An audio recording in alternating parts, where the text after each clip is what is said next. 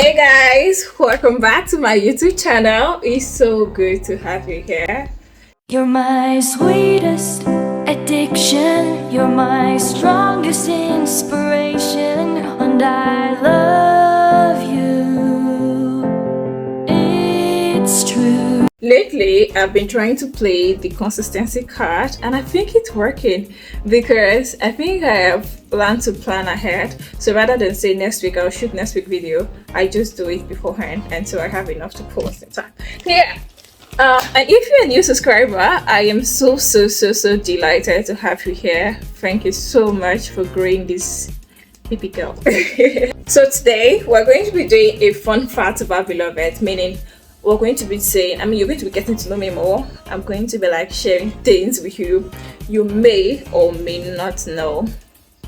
So yeah, let's just do it. They're in no particular order. So the first is hobbies. I have a lot of hobbies, but I think right now my top tier is cooking. I absolutely love cooking, and that's because I have cravings. I feel like these days or lately have been having a lot of cravings, and then it's not just any cravings. It actually makes me scared about pregnancy though.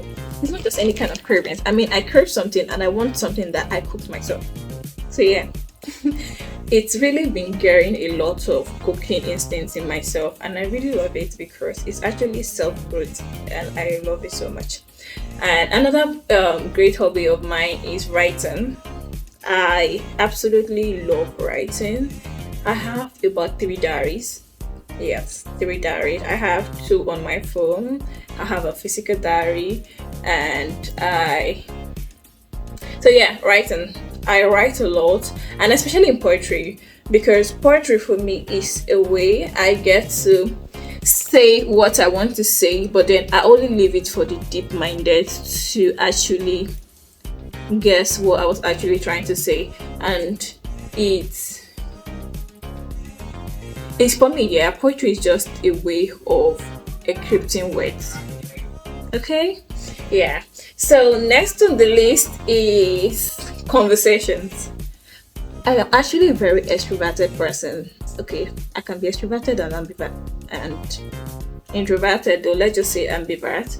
But when it comes to conversations, if you bring interesting topic for me, I will talk about it like from morning to night. I always have a lot to say.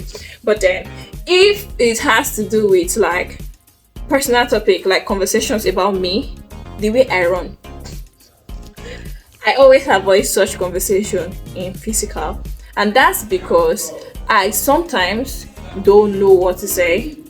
It's not like I don't know what to say, I don't know how to put it in the best way. So sometimes when I get home, I'm always like, oh, I should have said this, or I shouldn't have said this, you understand? But then when I avoid physical conversation and do it online, I get to filter the words in my head and do a lot of shuffling. So when I send it to you, explaining myself better, it's in my best interest. I don't have a lot of regretting to do. And these days, WhatsApp automatically have edit, so I don't have to delete the entire message. I could actually edit it. So yeah, I would rather have emotional conversation over text than in person. Another thing here is I am very big on family.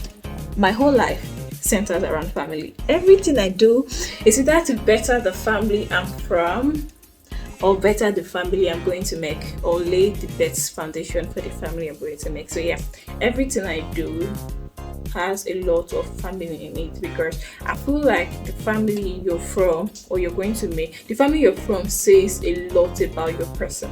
I see some people these days projecting their ideas online, especially about these women and men's topic.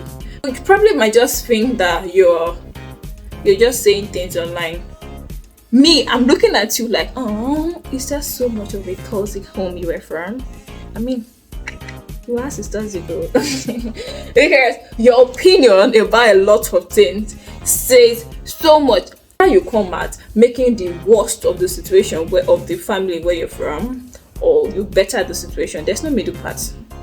I don't think there's middle part. So yeah, everything I do revolves around family. Now, another thing is no, saying no.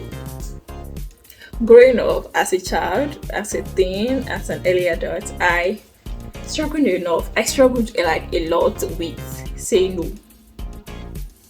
I had, I don't know how to put it, but I didn't always know how to say no. Sometimes it's not what I want, but because I was let me, should I say people pleaser?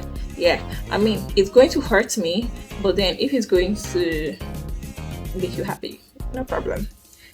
But the more I grew up, the more I realized that I keep making people happy at my own expense.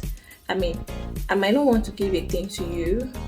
I might, for example now, this phone, you might ask for it, and I don't want to give it to you. But then I'm going to feel bad that you're going to feel bad that I did not give it to you. So I'm going to give it to you, even though it's going to make me feel bad. I will tell to myself that at least I can handle my own.